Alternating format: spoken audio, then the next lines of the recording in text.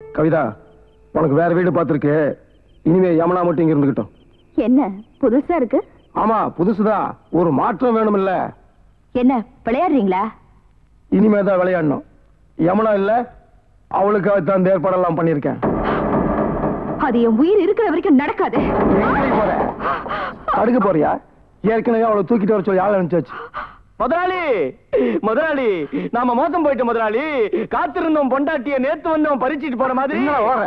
ஐயோ, நீங்க பாலூட்டி வளர்த்த கிளி, அந்த பஞ்ச வர்ண கிளி யமுனா இருக்காளே, அவளும் ரங்கனும் வாய்க்கா வரப்பெல்லாம் தோப்பும் துறவெல்லாம் போவோமா ஊர்கோலம்னு அலைஞ்சு திரியறாங்க. என்ன ஊர்வலமா போறாங்க?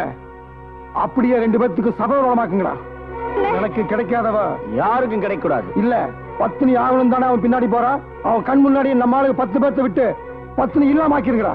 அட பாவிங்களா, விடு என்ன. நான் இப்பவே போய் ஊரை கூட்டி இந்த அநியாயத்தை சொல்ல போறேன்.